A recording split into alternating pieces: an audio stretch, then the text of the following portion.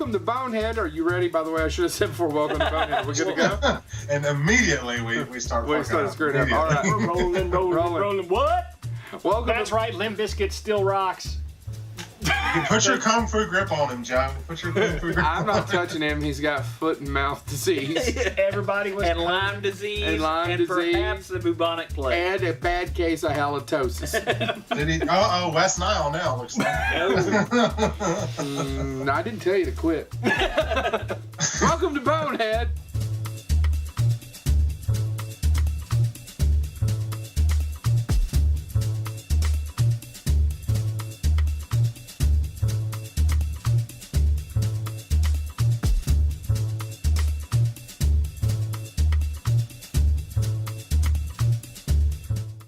So, we've got Blake Best today. How are you, sir? I'm doing well. How are you, gentlemen? Well, we're okay. I'm sitting here holding a pillow. And I'm very itchy. It's better than biting it. That is the worst combination of thoughts ever.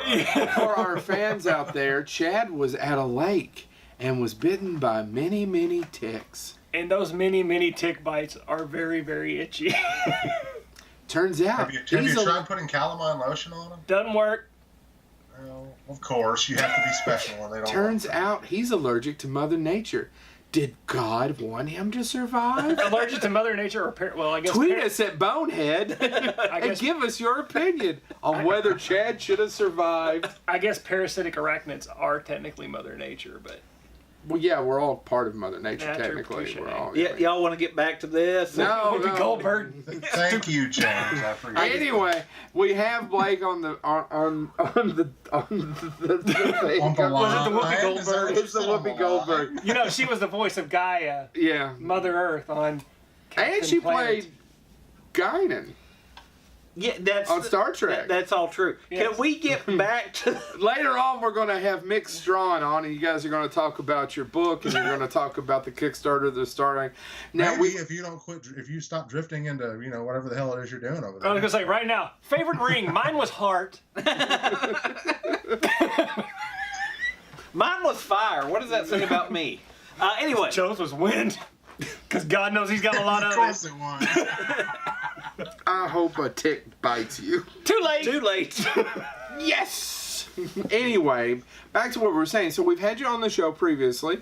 We would like to start talking about some of the other things that you've been doing. So can you start talking to us about your music career? Because, I mean, you're a professional musician. I was, yes, for many years. I sort of began that on accident. I learned to play guitar at a very young age. I was about 13 when I started, and then by age 18, I'd gotten fairly good enough to start trying to find a band, because every teenage guy with issues at home wants to start a band. And Every teenage guy wants to start a band with or without the issues at home.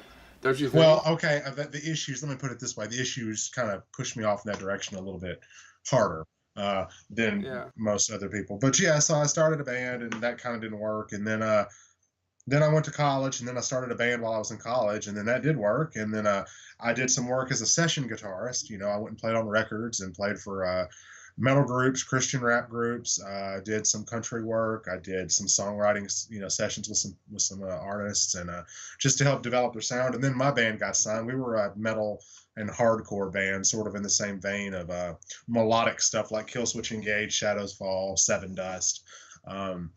So it was really melodic. We got signed, and I did that for 5 years. And then what was the name of your business. band? Bridge to Oblivion. Right. Okay. Yeah, I know, a weird title, right? But it was sort of this whole idea for me. A bridge connects I was things, gonna say, right? if you used your initials, you would have been sued for copyright infringement. BTO. BTO. Bridge to Oh, Oblivion. Bachman Turner. We're going to go see BTO! What? Yeah. What? No, we didn't use our initials, but What's the whole this idea was a American bridge band connection. shit? Sorry. But a bridge connects you. But what if the bridge that connected you led you to everywhere and nowhere at the same time? And that, in my opinion, is the true definition of oblivion. It's everything and nothing all at the same time, sort of like chaos. So I was an English major and have an English degree, and I did all that stuff in college. So that kind of came out. I was smart metal. I was smartcore, I guess, right? Is that? I see you pointing to James. Okay, you got something to say, James? No, I was about to say my background, I did English as well. And that's actually, you talked about playing session One question I actually have about that, because so many people do that, but you said you did country, you did kind of Christian rap and things. How did you, for lack of a better term, switch gears between that? Those seem like pretty... Use a clutch. Thanks, Joe. But, you know, is there a process for getting ready to do that, or is it just doing the music? Play with your ticks. Well, I usually would get a demo of the music that was, you know, already in existence before I added my touch to it. And if I felt the connection with the music, I have to feel a connection with it in order to be able to take myself into that full creative kind of mindset. Because I mean, you could hear something and it'd be good all day long, but if something speaks to you and it compels you to be a part of it, that sort of always was what my guide was as far as that kind of a, you know, decision was. But yes, I mean, I liked, you know, this song is about, you know, losing my father at a young age, or this song is about finding God, you know, when I felt like I didn't have anything, or this song is about coming out of a dark place and finding, you know, positive things and seeing the light at the end of the tunnel, and this sort of thing. And most often what I dealt with was things that didn't have a lot of cursing in it, which is quite funny because I curse like a sailor. Anybody that knows me knows that. But when it comes to music stuff, I always sort of had the mainstream mindset. I wanted everything that I played to be on the radio, because that was my dream, was to be you know, a signed rock and roll musician, and it came to pass. And that also helped me later on when I switched genres, because I was always known as, well, Blake's session guitar, but he was also the founder of that really, really awesome, you know, metal group that was really melodic, and they were signed and they toured the country, so he's got experience. Maybe that would, you know, edge him in a little bit easier than Joe Nobody next door, who's maybe done a record or two. Even though he's good, they tended to oftentimes gravitate towards somebody that had the experience of being a band leader, orchestrating music, as well as performing the music, and somebody that had a melodic touch, because oftentimes in heavier music, the melodic touch is lost. Yeah. Because it's all about impact, and oftentimes impact is measured in sound versus lyrical content or, you know, message. Okay. How did you were talking about working as a session guitarist. I would imagine that you get those jobs through relationships, correct? So who gave you your first kind of session guitar, hey, we're going to pay you for this? Do you remember that? Well, the first session guitar, very first session I did was actually a free session, believe it or not. I went to high school with the guys, and I knew them all. So that was already, we had an established relationship, and they figured out and learned through, you know, other friends that I played. And so that's what it was. Oftentimes I would take really strange deals. That was notorious for taking a strange deal. Like I would take a few bucks, or I would take, you know, studio time, because I was always pumping out music. I mean, to this day, I probably got over 200 or 300 different recorded songs, and a handful of them have been on the radio, and the others have been used as demos to teach guitar classes, or been used as exercises in melodic approach and theory. But the first real big payment I got was when my band got signed, and we played several shows where I would work for 45 minutes and then get $250 in cash. You know, and for 45 minutes work, that's not a bad haul at all. And the venues oftentimes, you know, mostly paid in cash.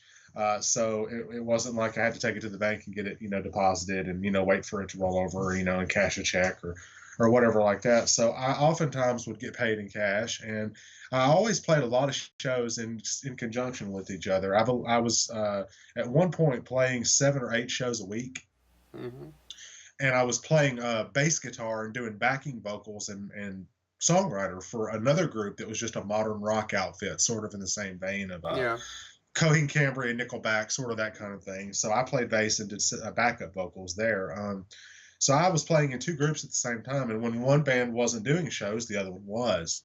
Oftentimes they would do shows, you know, both in the same week. So one night, Monday and Tuesday, I'd be playing with the metal group, and then Wednesday, Thursday, and Friday, I'd be playing with the modern rock group, and then Saturday, I'd be playing with the metal group, and Sunday, I'd be playing with the modern rock group at Joe's Crab Shack. You know, we would be doing an acoustic session up there at the restaurant because they liked our sound. And Yeah, they were, they were on the verge of being signed too. It's crazy. I got really lucky. I was in two groups, one of which was completely signed, and the other one that was on the verge of being signed. And then as things happen, they fall apart. I retired from that business in 2013, but I came back for a short time in 2015 and did one song with the band. His song was a big hit and got put on the radio, and then they disbanded. So after that, I was like, well, that's my cue, that's my sign. I'm going to, here's your sign. What was the band? What was the song? The song was called Falling, and the band was called A Life Below Zero. Okay. And it's on YouTube, it's on iTunes. It's still, I still get royalties from that, and that's all fine and good. But LBZ would be okay. ALBZ, yeah, would be fine. Yes, that would be fine. That's my contribution. Good night. But no, that was sort of how it started and how it ended, and then I decided to take a break. Excuse me, and then just concentrate on movie scores and film project stuff. And I got a job as a screenwriter for a YouTube web series that never even, it got stuck in production hell. That happens a lot in Hollywood. Is you'll have a project and then a script, and then nothing will happen. You'll get it out there, and then there's a director changes, or they decide to recast, and then that changes everything. So we did that's a whole another episode unique on perspective that we share, Mick and I, being in the business. I've screenwritten, I've done composing, Yeah. I've acted in a few things, and then I like to be behind the camera more than I am in front of it. So Yeah, we just did a whole episode with Del Toro about things that weren't done, that were never done, that were caught because of Guillermo being so famous for not as famous, but he is famous for the shit that just never got done. Oh, yeah. And the things that it was attached to. So we were actually able to do a whole episode on that, Matt. I'm kind of interested. So when you quit music in 2013, what was the reason? Family and kids? No. I didn't have kids until way later. About a year and a half later. I was burnt out from being on the road. I was traveling all the time. I was missing things at home. My mother fell ill, and then I decided to kind of take a break from that. They had a guy that replaced me on the road, and he would play the stuff that I wrote, but it didn't really mesh well with the other guys. So a short time later, they all disbanded, and by that point, the band had been around for pretty close to 7.5 years, 8 years. So it had been off and on. They disbanded completely in 2014, and when I founded the group, it was 2007, and then we got signed in 2009. So yeah, that's about right, about 7 years. So it's a pretty decent little run. But yeah, I retired and took care of some family things. And then I met my wife, who she and I met in college while we were both freshmen, and we were friends. I was friend zoned like crazy. So that movie Just Friends kind of holds a special candle, in my heart, because I was that guy. And we got together and then started dating, and then children, and then, we got married, and, she's been a super supportive force in my life. She's probably one of the most positive things to ever come out of all the turmoil that I had back in my earlier years. I give her all the credit in the world. She's also manages my career, and helps me make decisions based on, business with the books and cons. And she's actually going to be appearing with me at several of these coming up soon. So I'm glad to have her by my side. And she's a huge fan of horror. So it really is amazing to sort of meet the complete opposite of you physically, but the complete, basically she's the same as I am as far as what we like in our taste in things, but she's attractive. That's the difference. Oh, I wouldn't say that. You're talking about the opposite. I was like, is ugly? You're a very sexy man. So you're saying your wife is not that attractive? No, I'm saying my wife is absolutely gorgeous. I don't know what I did.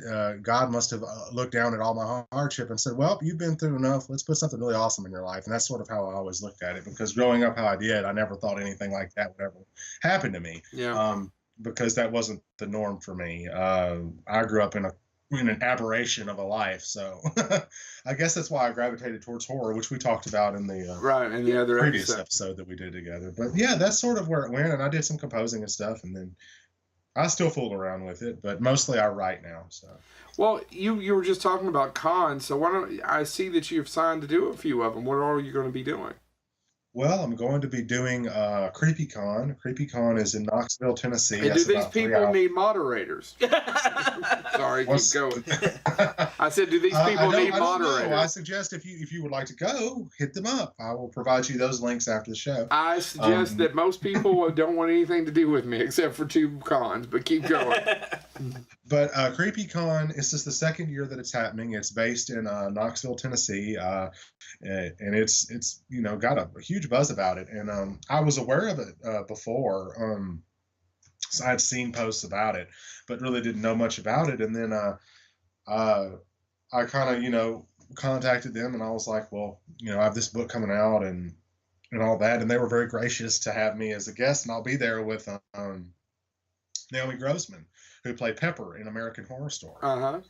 So, and I'll be doing some panels, and I'll be there with a couple of other writers, and there's going to be all kind of amazing stuff. There's going to be a book signing. I'm going to do some autographs. I've got some photo ops set up because I'm bringing some props. I have some props from Night Run Elm Street 4 that are all screen used, and most of it is stuff that no one has ever seen.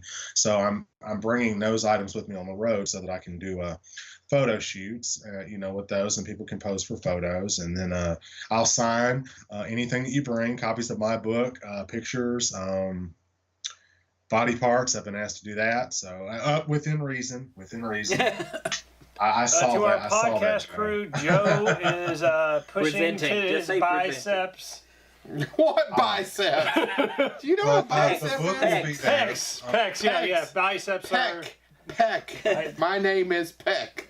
I'm pointing at my big toe. These are biceps, right? Yes, those are biceps. No, that's my tick bite. Oh, it itches. My God, the Lyme diseases ate his brain. If it hadn't already been for the chlamydia, he would probably be in halfway decent shape. Clap on. Book will be there. But I've actually met Naomi Grossman. So I did their panel. They did American Horror Story panel a couple of years ago at. She sat right next to me. Scarefest, yes. Yeah, at Scarefest. Yeah. She won't remember me. Don't worry about bringing it up.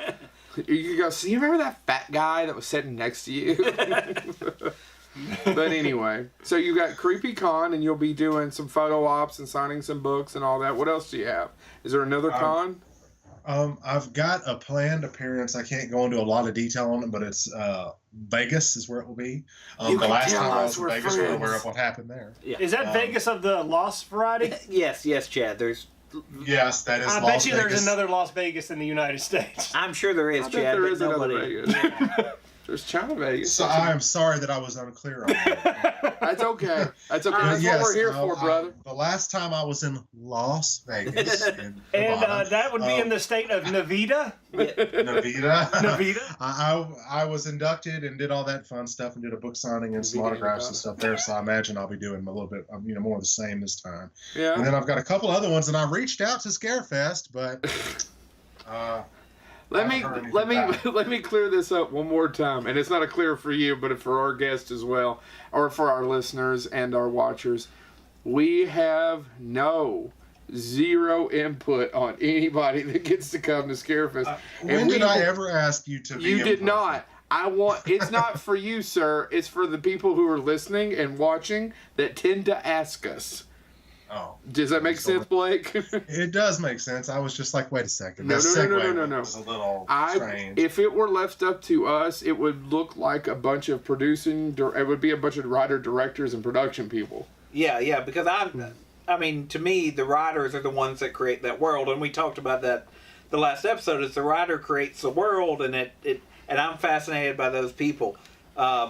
So yeah, Joe's right. It would look, but would look stark, very different. Yeah, we get stopped occasionally by just random people, and it's like, can you get this person from Scarefest?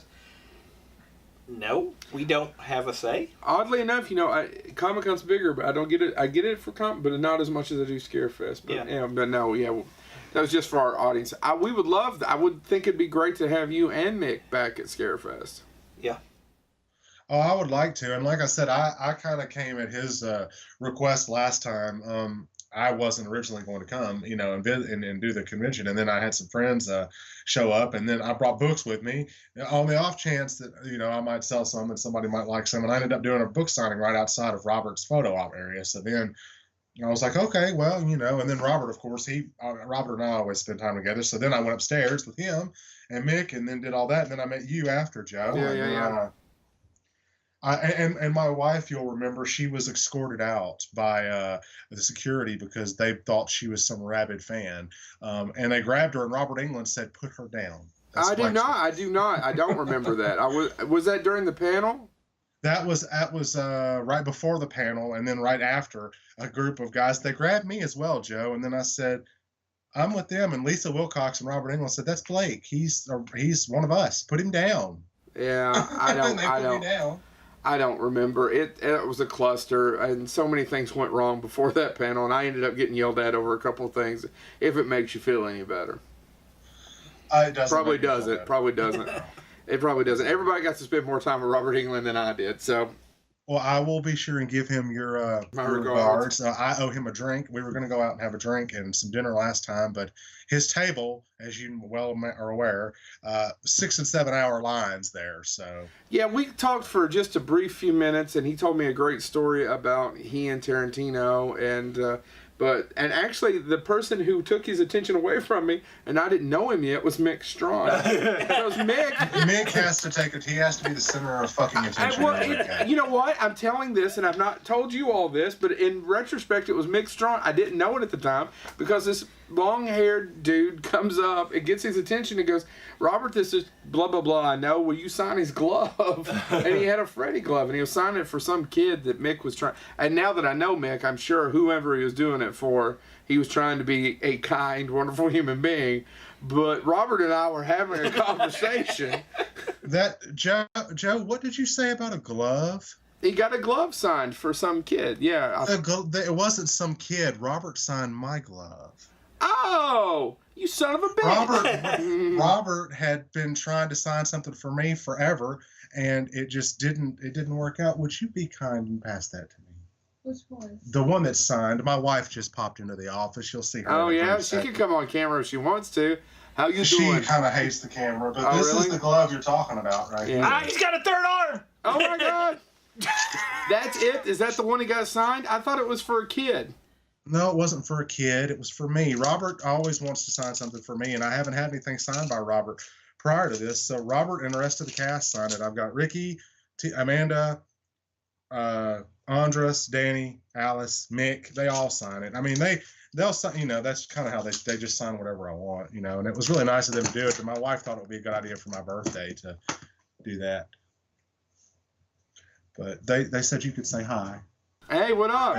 My name's Joe. They can only see your breast. I was going to say, hi, Bart Simpson. Hi, Bart Simpson. Hi, Bart Simpson. I was going to make a comment, but I didn't know Blake that well enough to make the joke. How are you? I'm sorry about your, I forgot what I was going to say. Oh, yeah. I remember. I'm sorry for your taste in men. I'm joking. He's a wonderful human being. And I'm sorry you got escorted out of the room back at Scarefest. I did, and then I wound up studying for a biology exam with Edward James Olmos, who apparently hated biology. By the way, I have stories about Edward James Olmos. He was nice to my kid who was so small at the time. He was only three months old, and he was the nicest guy, and no one showed up for his panel that year. Maybe 15 people, and he did a master's class for an hour and a half about art. It was one of the best things I've ever attended. That's true. And maybe 15 people were in there. Yeah, he's good people. He was super nice, but I didn't recognize him. I was just sitting there, studying, and he sat down next to me. He goes, "What are you doing?" I'm like, "I'm studying for a biology exam." I went back to what I was doing. And he was like, "Oh, I think the answer is this for this one." And Blake came out and said, "Were you just talking to Edward James Olmos?" And I'm like, "Who?" Are you serious? Apparently, he asked why she was sitting outside, and she said, "My husband is in there with Robert Englund in the panel," and just kind of explained because he was wondering why she was outside by herself there. My wife does not do big crowds, which is funny because she loves going to conventions, but she does not do big crowds, guys. I hang out with the kids. I don't adults. Ugh. Yeah. I understand that. I support that decision. Well, we all like going to Disney and hate crowds too, Yeah. so it makes no sense. But it's yes, I like I going. was trying Well, to get them to get me onto Scarefest, and they said no. I No, get they didn't say that. They said they don't have any pool. I figured they didn't, and I was like, wait a minute, I didn't even ask. They don't even have pulled pork. It's just sad. It was Sorry, in that was a bad reference joke. to that we have viewers and listeners who sometimes ask us. It was what it was in reference to, but Yeah. that's beside the point.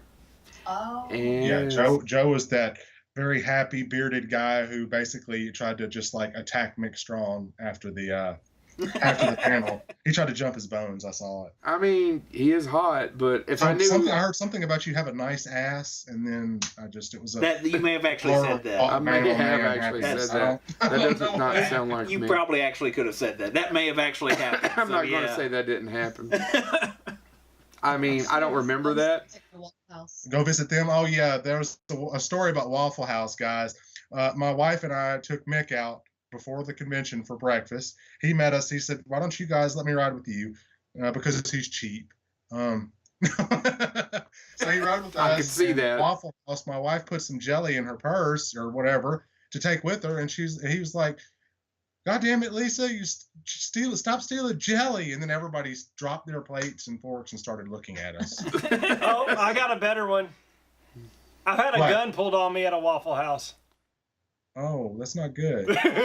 Oh my Well, God! in all No, no, no. fairness, it was Chad, so it probably was earned. He was at the Tennessee border. By and the about waitress. 15 dicks latched onto his ass. That's what happened. They said welcome. They said welcome. Yeah. No, it was the waitress that pulled the gun. Just say. Oh. You would have stopped asking for extra food. As much as I love this conversation, this is more of us hanging out when you come in and drinking. Oh, I So could tell a story. I don't know that our viewers were wanting to know about you had a gun pulled on you. We'll see. Actually, there's a lot of our viewers that want to pull a gun on him. Yes. That's true. That's true. That's true. That's true. Are you going to CreepyCon with him? Is it called CreepyCon? Yes, well, I'll be at CreepyCon and what was it, Sin City? Sin City Halloween in Las Vegas. Yep. I want to go to My Las first time in Vegas. Vegas. It's her first time in Vegas. Oh my God! You've never been? No. You've got to. Do you like to gamble? No. I don't either. I have terrible luck. I do too. I know. You obviously look who you married. I'm joking. Seriously, You're do an you? asshole of monumental proportions, Joe. By the way, that banging on Every the day. pillow, Every day. Every day. By the way, and all jokes aside, if you like food, do you like food? Hell yeah. That's Vegas is for food and the free shows. And there's I a was telling them all the good things about you and that you were my manager and you're the best thing that's ever happened to me. I He think. also said you were beautiful and much better looking than him, and I can attest that you are much better looking than him. I'd agree, 100%. And she has a cool Bart Simpson t-shirt. yeah, I was gonna say the Bart Simpson shirt. Yeah. Yeah. So, do you want to talk about any of your other projects or books before we bring on Mick? That's up to you guys. I mean, the props I want to talk about. Yeah, let's talk about the props. That's it. I'm so So sorry to these remind me. these are the props that you're gonna have touring with you. Nice meeting Aw. you. It was a pleasure. So these will be the props that you'll be touring with. That's correct. Okay. I'll be touring with these. I'll show you a couple, and then we'll go. One of them actually was designed by Mick and his team. I'll show that one first. So what I've got here, this is a COA. I'm sure you're aware. Yeah. And what I've got is the chain from the Tuesday Night Death Scene, where Robert says, "Why don't you reach out and cut someone?" Mm-hmm. So Yeah. that one will be really neat, and it's plastic, but they look metal. They look metal, and I think that they use that lower budget to their advantage because you can't tell on screen that they're plastic at all. And the other one, this is exactly what you think it is. This is a surviving piece of Robert's sweater, the last surviving piece Really? from the Chest of Souls sequence where he gets torn apart. Yeah. Yeah, and those came from Bill Forsh. Bill Forsh did Mac and Me. Bill Forsh did The Howling Four. Bill Forsh did Nightmare on Elm Street 4, and Friday the 13th Part 6. He worked with Tom McLaughlin and C.J. Graham. Yeah. And he worked for Steve Johnson on Nightmare 4. Yeah. So yeah, I got that stuff from him, and then of course you've seen his script and the storyboards and all that. So that's the stuff I'm going to be bringing with me on tour. So I think and I'll probably bring the Freddy Krueger mask that's done by David Miller back here, because it's a stunt mask. It's from a different one of the films, but I think it'll be really good table candy, you know. It's got a great story behind it too. So yeah, it's so these. If you want to see these, just to our audience, go to CreepyCon. Go. Absolutely, I'll be happy to see everybody. I'm looking forward to it. I don't know exactly what the turnout is. I think last year there was, I want to say I read somewhere it was between 6,000 and 8,000 people. That's pretty, for a second year, that's pretty impressive. I mean, that's not bad at all. What's the dates what's the dates for CreepyCon? It's August 24th and 25th. Okay. And I will be there both days. At first, I was going to be there just the Saturday, but I decided to make some changes to my touring schedule and decided to go ahead and do both days, because I've never done one in my hometown, which is Nashville. I've never done one in my home state, Tennessee. So I was like, well, Knoxville's close enough. But I've been asked to do a couple other ones. I was asked by several people to see if I could get on and do the Full Moon Tattoo and Horror Festival. And I've got a call in with them.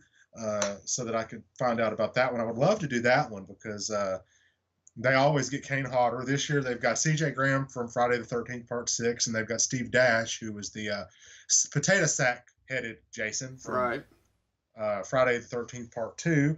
And then they've got a bunch of other really great guests. You know, Sid Haig always shows up, and then it's always a good time. But I've got a call in with them. And then I've got another one. Somebody asked me to do Spooky Empire, but that has already passed, and I wasn't aware of it. So. Is that Spooky Empire is usually in Orlando, isn't it? It is, yeah. It's Orlando, and I think it was in one other place before, but mostly I believe it's based in. Mostly it's in Orlando, yeah. A few years. Yeah, it's just. I don't know what to say. I get all these requests. I mean, I've had probably 30 or 40 people the past couple of days ask me if I'm doing any more, and it's just a matter of the cons reaching out to me. I mean, that's all it is. Because I don't know. There's so many cons anymore. In all these different states and across the world even. I just don't know. There's so many. I'm always hearing about a new one. I've heard about Texas Frightmare Weekend. I've heard about Mad Monster Party, Days of the Dead, which I was going to actually go to that as just a con goer, but they canceled it in I believe it was Louisville. They canceled it until next spring. So I was a bit bummed out about that. A couple of my friends were going to be there, Ken Sagos and Ira Hayden from Nightmare on Elm Street 3 Dream Warriors. Yeah. And I was going to go spend some time with them and get a photo op and just kind of hang out with the cast, but it doesn't look like it's going to happen. So I'm hoping for next year. Yeah.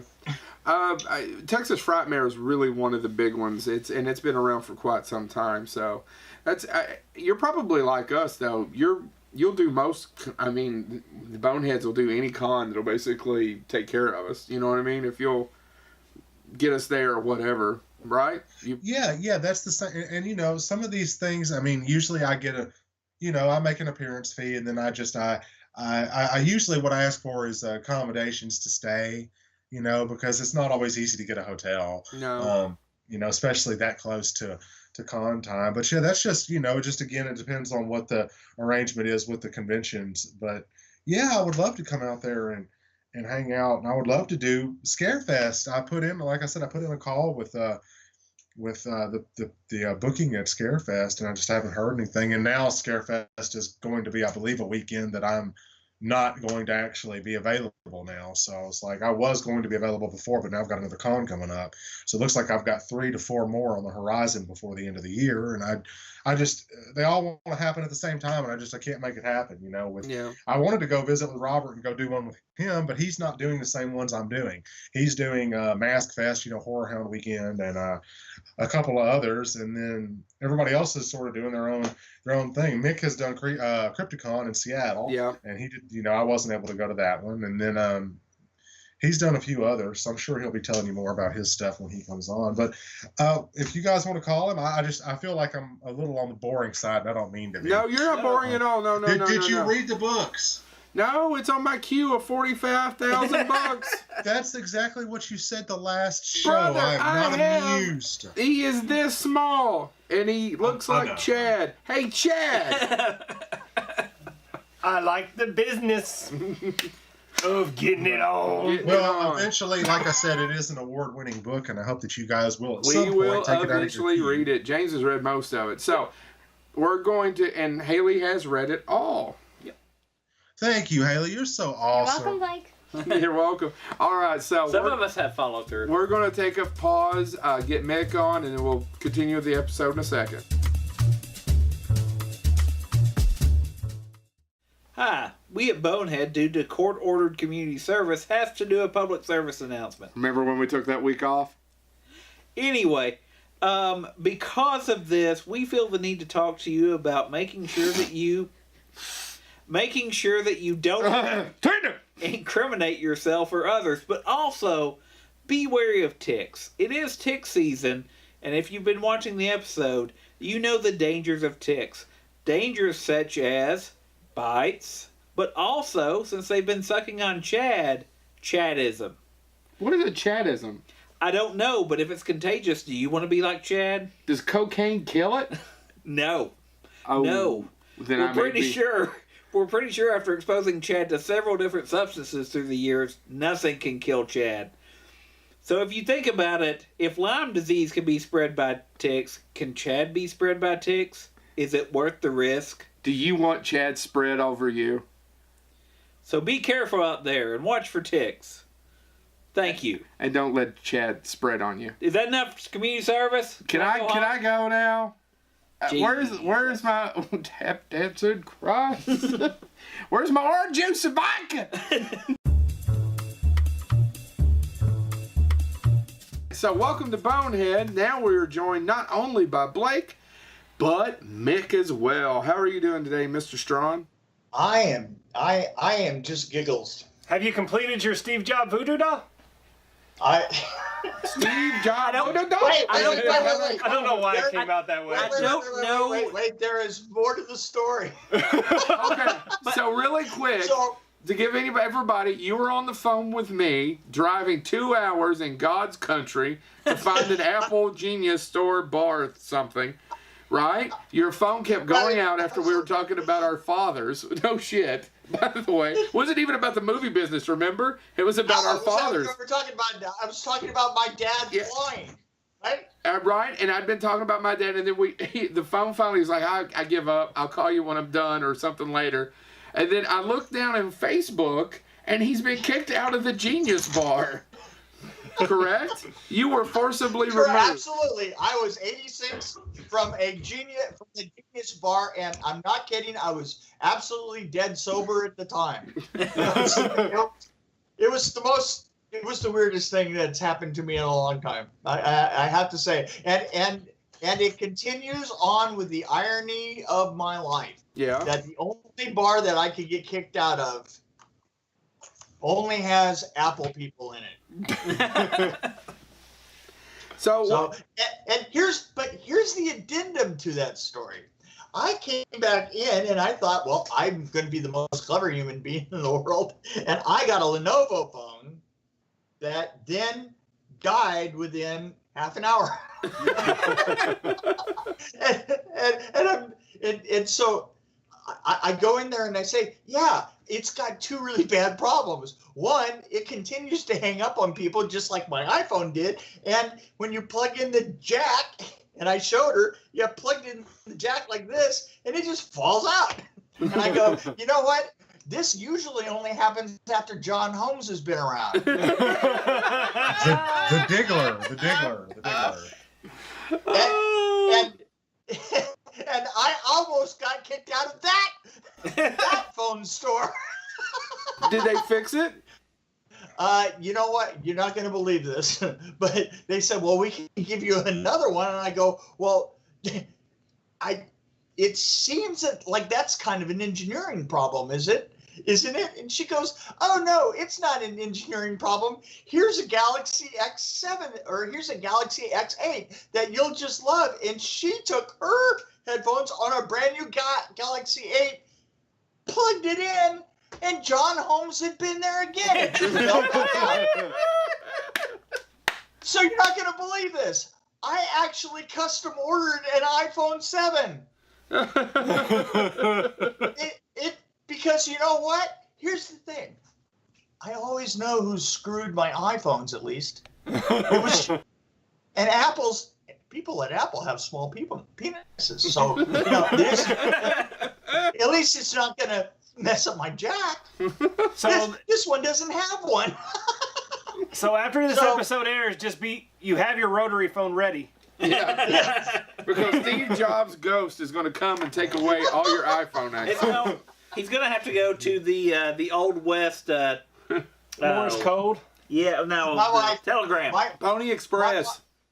My wife used to say that that the problem with me getting older is that anything that was made after 1983 and its technology has a tendency to burst into flames when I'm around. I think we referenced that in the book at some point. I think I actually did. Hey Mick, my wife sends her love. She's downstairs taking care of some cooking and stuff, so she says hi and she misses. Well, there you go. What do we have? Now, what did she say about the book? Because she loves what she read. She says, I can't believe it looks that good. She said, you know that there are people at this con in August that are going to fall in love with that when they see just the design. I said, yeah, and that's before they even read it. They're going to just love the way it looks. So should we do an introduction as to what the book is? Yeah, let's talk about the introduction. So you guys are about ready to start your big Kickstarter, right? And what are you starting your Kickstarter for? It's already live, buddy. Let's just pretend that this episode came out 24 hours ago. Everybody kiss my ass and introduce your book. Here's the weird thing is we had a date that was going to be Tuesday of next week. But the thing is I'm working with a guy that is really common at Kickstarter. Yeah. He's done a lot of them. And being as I wanted to make sure that it was done by Tuesday, they gave me Tuesday as the day that they would be done. And I just put instructions on it that said, okay, well, it's as soon as you get it done on Tuesday, just go ahead and fire it up, right? Yeah. And they approved it today and then fired it up. So I'm caught a little unawares, but there we go. It's okay. I think I've already shared it on Facebook. Have you guys already shared it yet? Yeah. Okay, cool. I will do so when I get home. Yeah. And to tell you the truth, next week we're going to drop off this first chapter, which you now, Saley, if you want to take a look at it, Saley's got it on. She's got a PDF of it on her phone right now. You guys can take a look. You want us to stop the show now and read it? Why don't you? Just take a look at it. It'd be great. Stop the show. Stop the show. Right now. No. You can't be subtle with these guys, man. Do you guys have any idea how to edit? Can we? No. Have you seen the show? This is going to be like that scene in Funny Farm where Chevy Chase lands his book down in front of Mary and makes his. That's it. I'm tired. I'm going to hang myself with this blockchain. I'm going to hang myself with this chain. Can we have Chad just read the first couple sentences as Dr. Claw? Can we? It was the first. No, I can't even do it. Well, you know. Robert England said hi. So, well, that's good enough. That's just like you did read it. Yeah, absolutely. Let me ask you both the question: how long does the Kickstarter go till? I mean, how long? 40 days. 40 days. 40 days and 40 nights. 40 days and 40. Yeah. 40 days and 39 nights. You know what? I mean, just like Jeff Sessions, I'm going to be biblical. There you go. There you go. Because I think this episode we were just texting comes out July 1st. What are you doing with your finger up there? I'm picking its nose. Let me ask you all another question. This isn't about the Kickstarter, but it is about the book. Mick and the three of us and the four of us, I should say, Haley, have spent some time talking now over the last. It's going to be a year in September. And Blake, we've gotten to know each other. How in the hell do you get any work done, Blake? I can't do it. Well, I can't look at him. That's why we do audio Skype. I can't look at his face because if I do, I bust out into laughter. It's like a disability for me or something. I don't know. I mean, it's a legitimate question because, like we said, we were talking about the entertainment industry, and somehow or another we ended up about his damn dad on a plane and my dad, and him getting thrown out of the Genius Bar. So.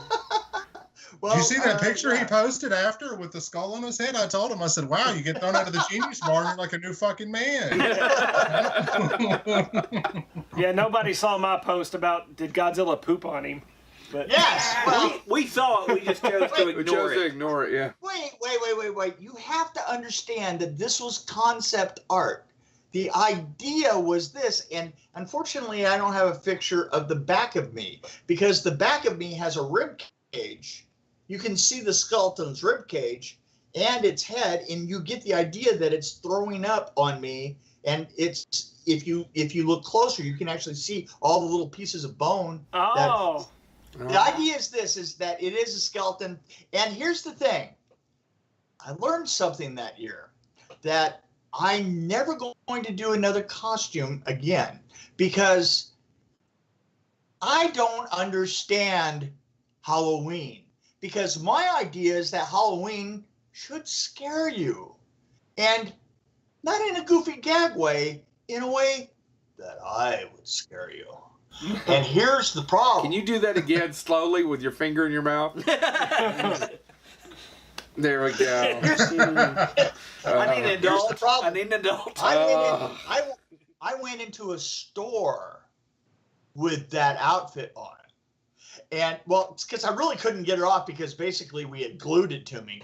And so on the way, my wife says, on the way, you're going to the party, you're going to have to stop and you're going to have to get, and she gave me a list. And so I'm walking through the list with that thing on, right?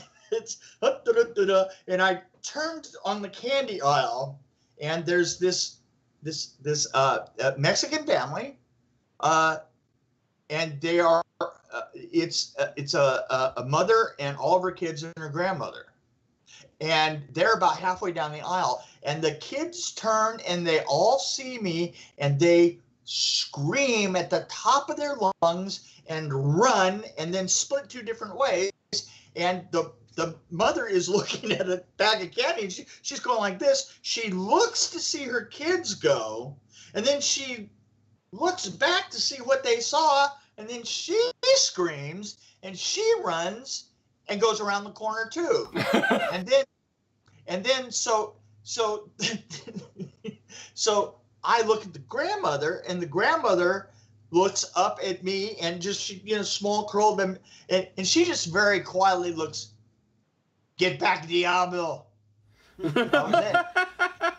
And I realized, and here's the thing, that was the friendliest thing that happened to me between there and the party. I mean, absolutely everybody was looking like you really don't understand Halloween, do you?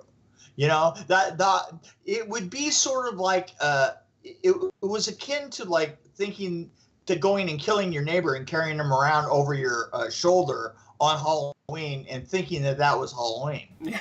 So the chances are I probably went a little too far. Yeah, because back then costumes were just plastic masks with slits in the middle, and then a garbage bag with a picture of the character that you're actually wearing on the mask. Or the ghost was a sheet with two holes. Right. Yeah. People didn't do that. I mean, it was too far. I actually won the costume contest at the party that we went to for my kids, but at the same time, there was the guy next to me was a guy in a shower, right? And he took second place.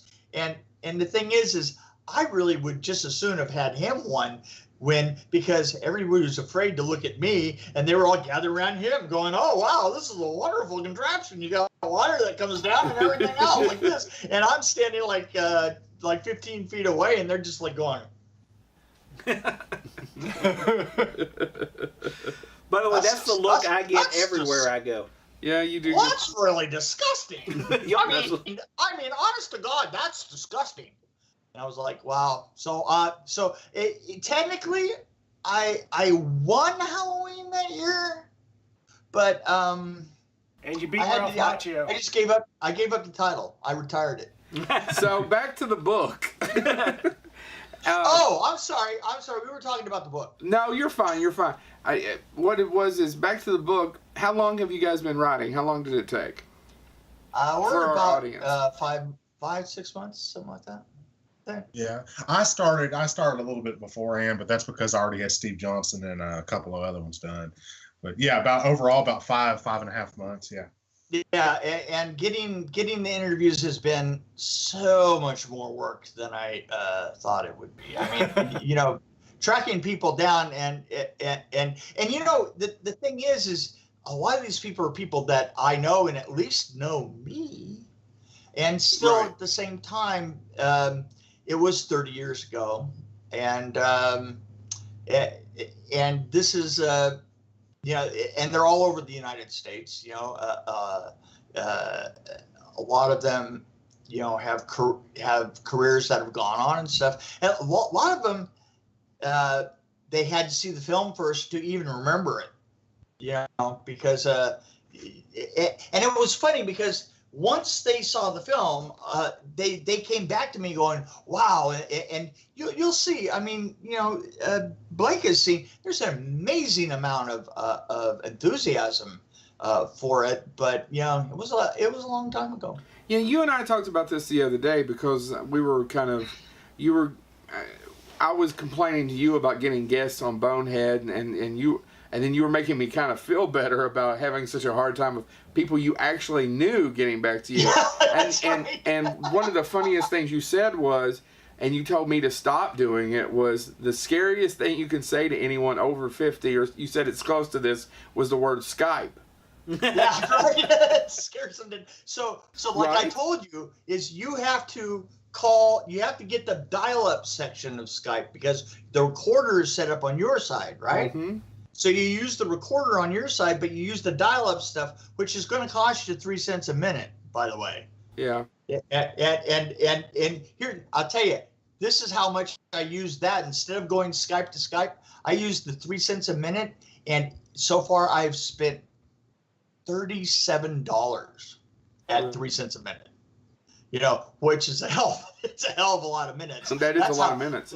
That's how many recordings I have sitting back there, and that doesn't include the people that I called, but it recorded very nicely, and we're actually editing as one of the if you spend $80, yeah. One of the perks is that you get to hear the complete interview with Robert England, and we're editing in some of the other ones, maybe the one with Bob Shea. Yeah. And I've got all of Mick's. Mick doesn't even have his. I've got about 6.5 hours with just Mick. yeah, but he's also got the one that I did with Peter Chesney, which is probably one of the funniest ones. And Rachel's was pretty funny. Yeah. Rachel Talalay for our audience, correct? Right. Rachel Talalay. Yep. Yeah, and Peter Chesney, who was image engineering and has done many, many, many gags. One of the funniest things is him telling a story about how he used. I came up with the idea in a meeting of stopping the truck, basically the truck hitting nothing. Yeah. And because I was trying to get out of a meeting. Absolutely, this meeting had gone for 2 hours. Yeah. And we after 2 hours, your brain goes it basically pours out of your ears. Right. Yeah. And that's how he describes it in the book. Exactly. Yeah. And then you go to brush something off of your shirt, and it's your brain, and then you're in a meeting, you don't have a brain. Yeah. And you come up with this idea. Literally, we were discussing that the truck had somehow turned into the inside of an airliner, Mm-hmm. and we were trying to decide whether Freddie was the co-pilot or Freddie was the stewardess coming in, Yeah. And I was just sitting there, and I thought, oh my God. Virgin Airlines from hell. I thought, oh my God, I would just love to hit nothing. Then I sat there, and some PA that was sitting on the corner of the meeting goes, well, what would that look like? And I realized that I had said it out loud. And then I went, yeah, what would that look like? and in the end, that is how we came up with the effect, and we hit nothing. It was an amazing effect. I was so pleased with it, you just couldn't believe it. But Peter Chesney talks about doing it in Oh Brother, Where Art Thou with the CGI cow, with the CGI cow. And what he did is he used a cable just like we did, and ran a Ford Model T to the end of the cable, and then smashed into the front bumper just exactly like we did. And he describes how he gets yanked into court because they think that he killed the cow. Really? Yeah, they literally just CGI'd the cow dying, in front of the crashed car, and it was so realistic looking. They thought that for sure that they had killed the cow, and he had to go to court to get charges dismissed.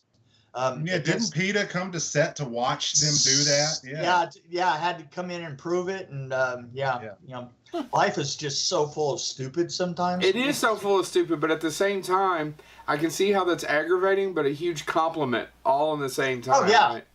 Yeah, listen, my life has been completely, and so has Peter's, been completely full of backhanded compliments. You know that your life is really going in the right direction when you're sitting in jail and you're getting compliments. That's the peak of it, right? Yeah. That's where we were wrong. We didn't get Mick the calls that the compliments land first. of unintended consequences. It's the great land of unintended consequences. I've been there so many times. Now, as you guys were going through and doing all the interviews, I'm curious. You said Pete Chesney did a good job, that Rachel Talalay had some good stories. Who was your favorite? No pressure. Maybe it's different for both of you, too. I'd like to hear from both of you. You know what? There is... I'll tell you, the sweetest was Toy Newkirk. She's just amazing. She's an amazing person, and the thing that really amazes me is she's still a sweet person, and she's involved in production now. Oh yeah. Well, so what did she do? What was her job on Nightmare Before? She was deflated by Freddy. Right. Okay. So why was she the sweet? Why did she come to your mind? She was just so fun to talk to. And the funny thing about it is some of these people were just amazingly hard to get a hold of. I mean, they literally took 2 months to get a hold of them, and back and forth, and then and you get this unintentional anger, built up inside of you, and then you have to leave that all behind, because doing a good interview is a lot of work. It's fairly difficult, and I go into them without knowing what I'm going to say, because I'm listening for cues to move that to get kind of the feeling that I want, because my interviews are probably more about feeling than they are about the specific nuts and bolts of things. Because what was amazing about Nightmare on Elm Street 4 was that feeling, but it is hard to track somebody down for 2 or 3 months, and then all of a sudden you realize that they're still a decent person. Yeah. Right? You built a monster, but you built it in your head. And but Robert Englund is always an amazing guy to talk to. I talk to Robert every once in a while, and just he's Robert has this tendency to start in a weird place. Like in this interview, he starts in Europe. Mm-hmm. And he's sitting in a party with Buñuel, who's a very famous Spanish director, and Bergman. He's at a party with Buñuel and Bergman and some of the beauties of the period, Sophia Loren and stuff. And he's realizing that these people appreciate the films and his work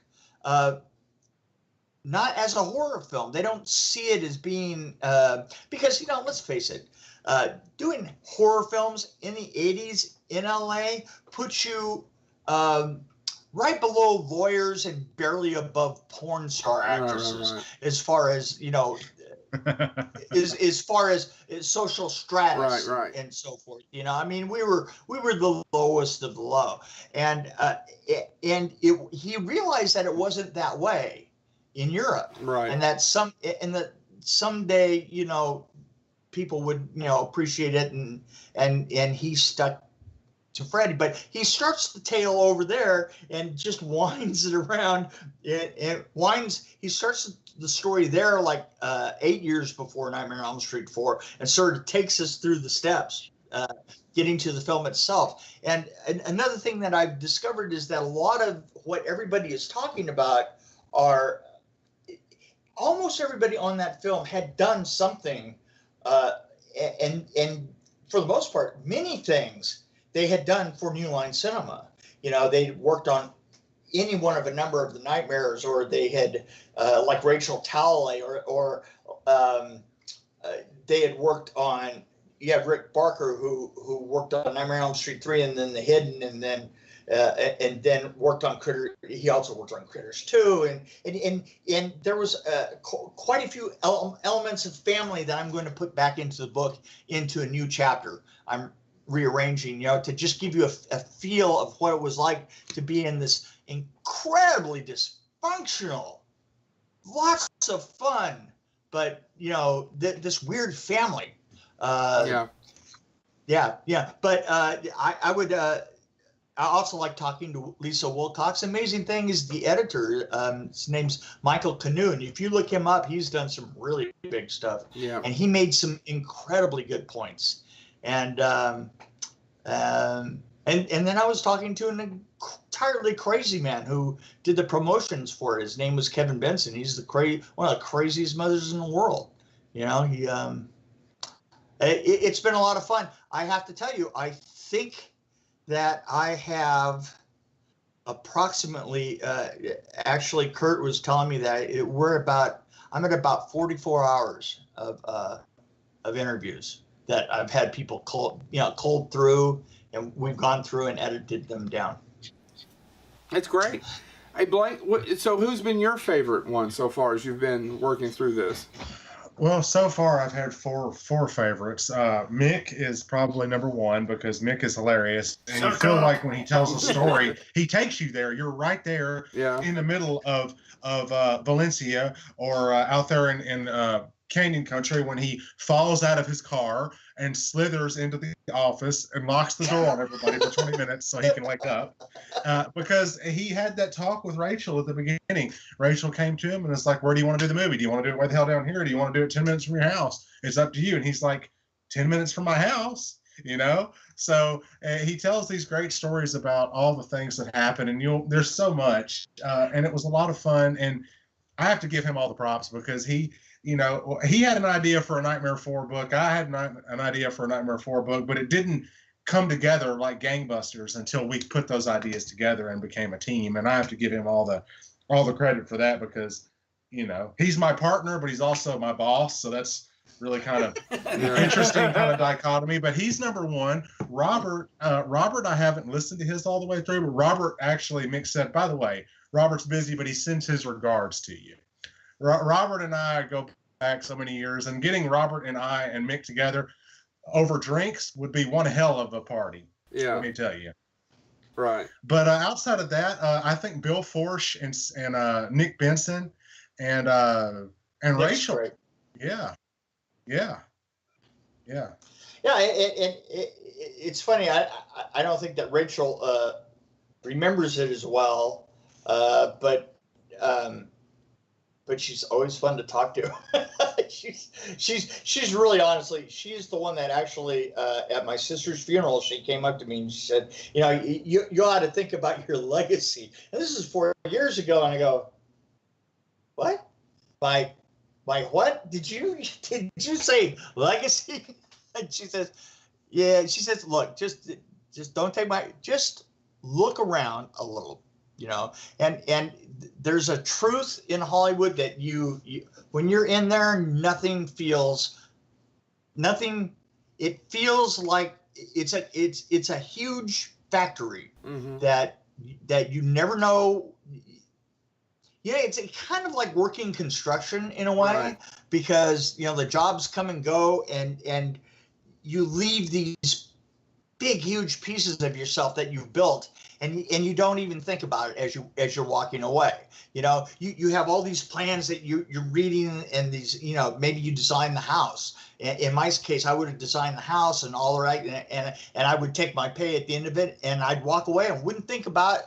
It wouldn't burn a brain cell again, ever again, unless somebody happens to bring it up, and you look back and you go, wow, And that's what happened with us. I did all that. That's what happened with our meeting when we first met and became friends. Years ago, I was a co-host on a really raunchy, kind of out of control, drunken fucking podcast. And they reached out and Was said, it hey, called Bonehead? why don't you reach out to some people? What? Was it called Bonehead? No, it wasn't. But it's called Travis and Vic's Drunken Horror Adventures. But yeah, so Mick and I got to talking, and that's how our friendship sort of started, because I grew up with all his work, and I agree with Rachel. He has a legacy. Whenever I turn on a movie, 9 times out of 10, I will see something that will remind me of Mick. I was watching The Cable Guy recently, and all of a sudden they had all these cars stacked up, and the lights started going on and off in this parking garage, and I was like, Mick Strawn, right there. They took it and didn't even give him credit. Yeah. But well, every time, the junkyard and the cockroach in the kaleidoscope room are 3 or 4 of the most talked about nightmare sets in the history of the series. And I mean, the junkyard set got even better on 4. I think it was better on 4 than it was on 3. It felt creepier to me. And again, people don't think about what a production designer does, and we go into that in the book. There is a lot more than just designing the production. There is a lot more than that. You'll find out. It's about digging people out of methyl cellulose that almost drown themselves. It's about keeping late night hours. It's about driving 400 or 500 miles a day. It's all that and more. Yeah. What do you, for our listeners, Hold on. what are you taking out there, Mick? For the people who may not be watching or listening. Well, if they're not listening, they're not going to hear. Oh, shut up. A friend of mine sent me this. It's a couple of books with Nightmare on Elm Street 3 and 4 photos in it, and there's a couple of things that this is the very beginning. Let me see if I can do this. I don't know. If you see that right there, that's the very beginnings. That's after probably the first week and a half. That's the junkyard. Mm-hmm. We have cleared that huge, that's about an acre in the middle that we've cleared, and we're going to start feeding the cars back in and cabling them back together. And let me show you, I just got all these photos in. I think this is one of my favorites. If you see, this is reminds me of the 80s. If you take a look at this guy right here, my friend just happened to take a picture as the car that was behind him burst into flames. And you can see that he's got no idea that it's on burning. fire. Yeah. But what's better is maybe he does have an idea that it's burning, and he just hasn't gotten bad enough yet so that he cares. He cares. Yeah. Are those from Vince?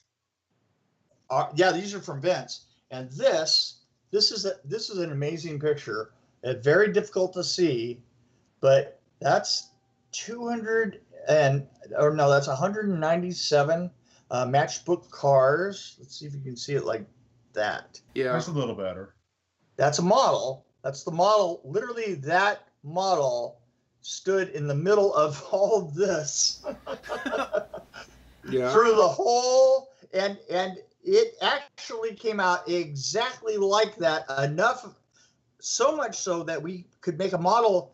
We made a model concurrently at the same time off of this model. We made the model with the cars, and then while we were filming that, I took these cars over to the optical place, and they made the bigger model off of the same pattern as these cars were. So that was an important little piece of something. And you took it to DreamQuest, Mick? Is that where you took it? Yes, to DreamQuest, and that, like everything else, and this is a great overhead shot right here. Take a look at this real quick. This is the last one I'm going to do this So for. Do you see that tunnel in the middle? Yeah, it's a picture with the car Okay. in the tunnel. Yeah.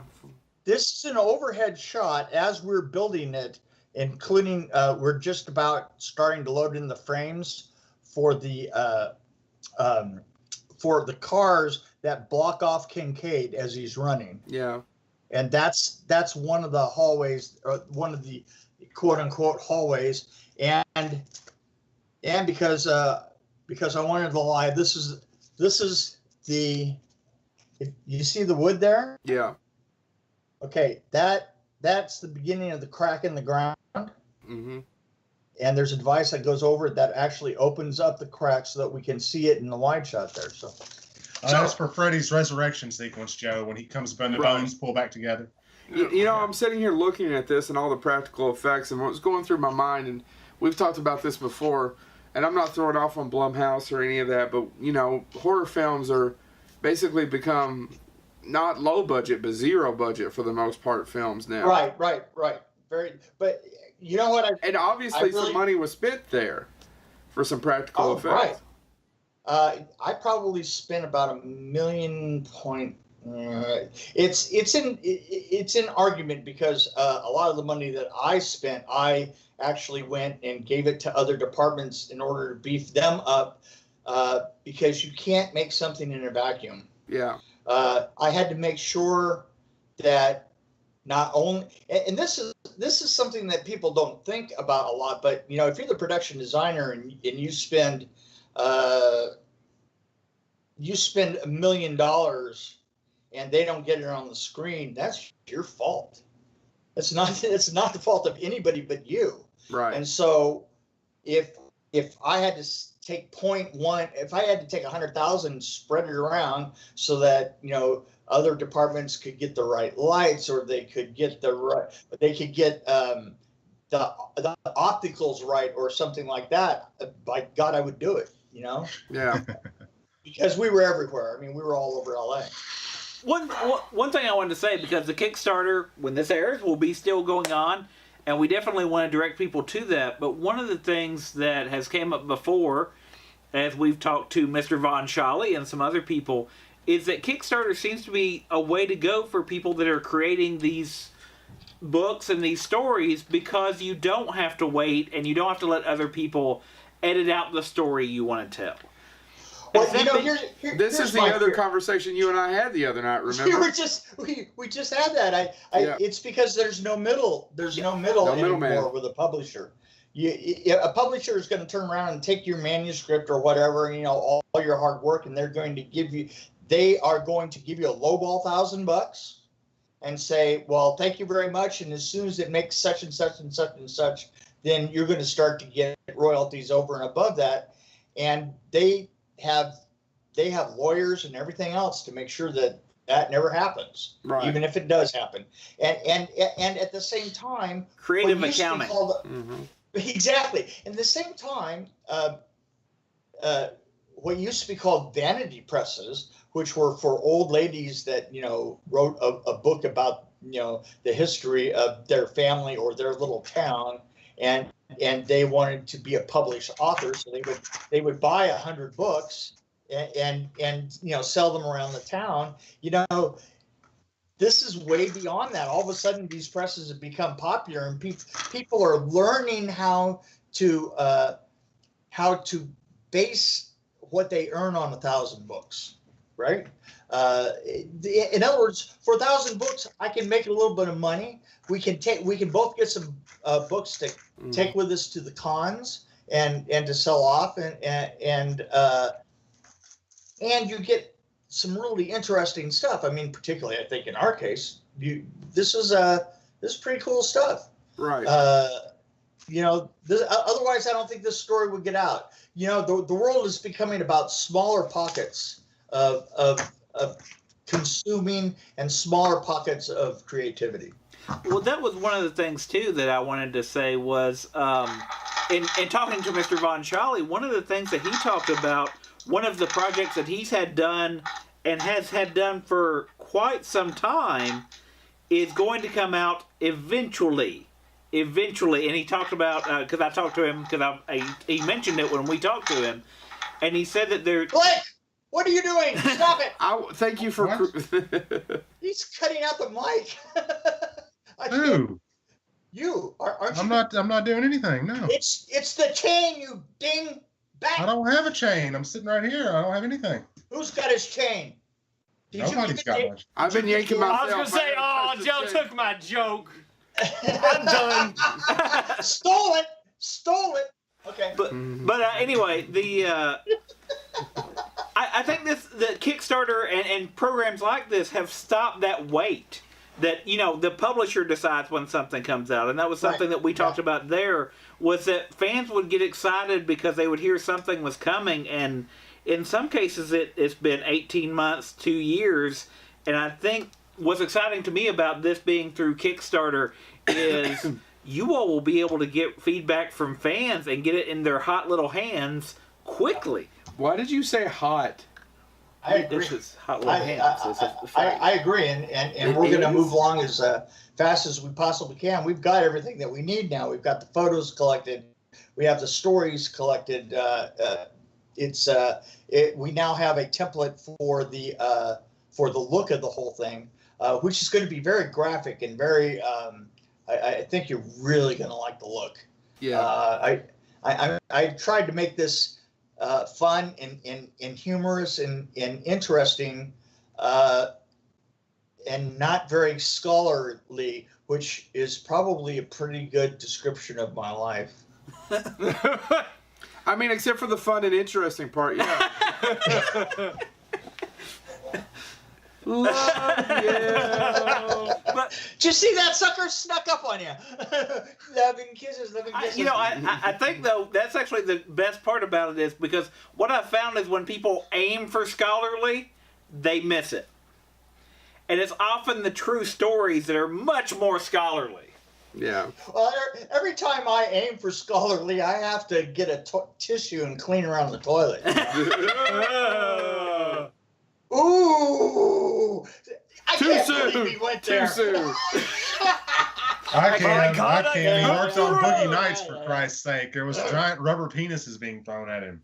Oh, Jesus. well. And real penises. That's just a Saturday. That's just a regular Saturday. Don't forget the real penises. I haven't been able to. So, I don't know what just happened. I need a moment. Our producer director keeps reminding me about the time too. So, gentlemen, if you could give one shout out for why people should go out and support this Kickstarter, what would it be? This is going to be the book.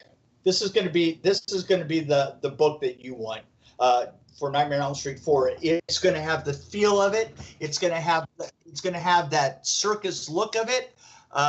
It's going to tell you a lot of things that you don't know, and it's going to do it in a funny way and a beautiful way. And the thing is it'll be right there on the back of the toilet every time you take a crap. And is that part of the Kickstarter? If I pay, it's going to get you through the hard drop. I think we just titled this episode. I mean, it'll get you through the hard drop. Yeah. You can't really beat that. Are you going to sell this with a squatty potty? How much do I have to donate to get a branded squatty potty? Joe? Yeah. Joe, are you saying something, buddy? Yes, I'm trying to get Blake's response to I was going it. to say it takes a whole new meaning to behind the scream. Just because your squatty potty has racing stripes. No. Blake, what would you say? What would you say? First, as far as the potty goes, as long as they're red and green striped racing stripes, we're good. Then you have other issues. Yeah, medical issues. As far as this book goes, this book is unlike any other book I've ever seen or any other project I've ever worked on. It is the best and worst of what went on during Nightmare 4, but it is the complete story of what went on with Nightmare on Elm Street Part 4. And if you're a fan of Freddy or a fan of Nightmare in general, you're going to love the book, and it's going to tell you everything you ever wanted to know, and lots of things that you probably will never forget, and probably some things you didn't want to know. Can I add one thing to this? May I add one thing to this? I haven't read the book, but I bet it's going to have a perspective that other documentaries haven't had, maybe those made by someone with the last name of Langenkamp and other things as far as it goes through it, because this is actually going to be told from the perspective of the individuals who are boots on the ground, not to use a cliche, who are actually there in the mud doing it day in and day out. With their hot little hands. With their hot little hands. I mean, we all know. I mean, look, we all know what went on in front of the camera, but do any of us really honestly know what went on behind it? This so is for our fans out there, I think the question is do any of us remember? Right. So for our fans out there who love our production people, who love hearing from all the people behind the scenes, this is the book for that. And I will say right now, I haven't read the book either, obviously. It's not out yet. But based on how entertaining you gentlemen are, I guarantee you right now, when I get home, I will pledge to your Kickstarter. The Boneheads will pledge to your Kickstarter. We will be glad to support. We appreciate it. I mean, should we also? How would you? So, how can our viewers / listeners navigate to the Kickstarter? Yeah, what should they search on Kickstarter to find it? Behind the Screams. Behind the Screams. You know what? You can go to Kickstarter and just look for the name of the book, Behind the Screams. Yeah. Got it. That would be the easiest way to do it. That would be Kickstarter.com, not Kickstarter.edu. Did you want me to say the link? It's too long. It's way too long. HTTP. HTTP. Ah, you said P. It's Them two dotted dots that are stacked up. So anyway, look, the cat's holding on. Yeah. You guys hold on for a second. We're going to wrap up the show. Just want to shit one more time. You just want what? Just You did not say what you I said shit for some reason. I don't I thought he said shed. I was like, I didn't know it was a lizard. It's the disease, the hand, foot, and mouth. He's giving me the foot and mouth chlamydia. Yeah. So, that being said, go out, support Kickstarter, support these gentlemen in their book, buy the book, and look at all the... What in the hell are you doing? Go to CreepyCon. Go to CreepyCon, meet Blake. Oh, yeah, go to CreepyCon and meet Blake. Mick, do you have any cons coming up really quick? Let's see. I don't really quick. I'm going to be in Salt Lake City here pretty soon. Pretty clean But to place. tell you the truth, I'm going to go out and run around with a bunch of guys and do a film called with Jason, so that I can called Mythos. It's a Jason fan film. And I was going to go run around this weekend with them out in the woods and show them how old people did it, and probably wet myself a couple of times. Oh, how old people did what? Run around the woods? Yeah, exactly. I was going to come out from behind a tree, pulling my pants up, going, "That's exactly how you do it right there." Well, have fun with that. Do other people know you're doing this, just in case this becomes your last known photo and we need to turn this footage over? Honestly, this sounds like a Netflix horror film. So, aging movie person gets paid by teenagers to show up in the woods. That is a horrible movie title, Joe. Which one? All of it. All of it? Hey, sometimes those abandonment issues are real.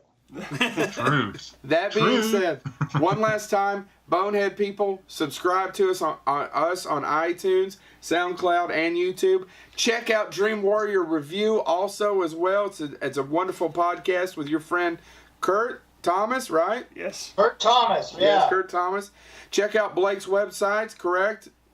Yep. Go to CreepyCon. Go to CreepyCon and see Blake, get some shit signed, get some pictures. Yes. And if The nothing else... The books. Yes, there's going to be signed and unsigned copies there. Yes. And on top of that, support the Kickstarter. Let's get it done. Kickstarter. Get this book in your hot little hand. Really, you're going to enjoy this book. It's been a process. It really has, and hopefully. What? Hopefully what? Hopefully what? Oh, God, it's a cliffhanger. We got to tune in next week. Tune in next week to see Mick Strawn have another stroke. Thank you. This has been Bonehead. We're out.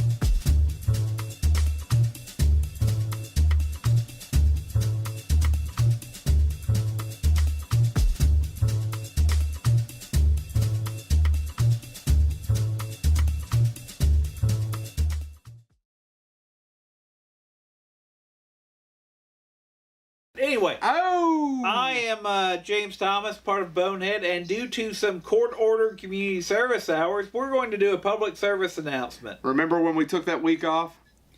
Anyway. No. When did that happen? Shut up, Chad! Anyway, Chad, who turned state's evidence against us, doesn't have to be in the PSA. Yeah, you don't roll over on family, or I shouldn't roll over on anyone. I'm fat. Yeah, kill it. I mean, technically my voice is on the PSA, so technically I'm in the PSA, so James's comment doesn't... Shut up, Chad! Oh, yeah. In your court-ordered witness protection crap. Anyway. Our PSA is? We're here to warn you about the dangers of ticks. Right. It is tick season, and as ticks are out, they do bite people. They can spread Lyme disease. But if you've been watching this episode, you know that Chad was also bitten by several ticks. Right. And because of that... This PSA would have been funnier if you said I was on quarantine from Lyme disease because of ticks, but we can't go back in time. No, now, Chad, so what I'm trying to warn the good... Nobody cares, Chad! What I'm trying to warn the good people about is Lyme disease there is medical treatment for. It's still a horrible disease, don't get me wrong. But since ticks have been sucking on Chad, if they bite you, you could get what Chad has. Just ask Mrs. Jennings. And do you want to have what Chad has? Or Mrs. Jennings? Do you? Do you? Do you? Neither one of you are a Henny Youngman. You, sir, are no Count of Monte Cristo. What? I knew the Count of Monte Cristo. I knew Bobby Kennedy. I met Bobby Kennedy, and you're no JFK. Anyway. I'm going to go do the cocaine. I'm not an airport? You, sir, are LaGuardia at best. And we're talking unclean bathroom, long business flight delay LaGuardia. You're janky, if I've learned a word this week. I got told that I was playing cards and somebody told me my deck shuffling was janky. Yeah, somebody said their toes were janky this week. Coworker. Anyway, if you don't want to get the Jennings jank, which is what the ticks will give you, watch out for ticks this summer. Don't get the JJ. No, there ain't no cure for the Jennings jank. Are we done now? I hope we are. Where's my attorney? Where's my vodka and orange juice? Make sure you pick out the ticks with your hot little hands.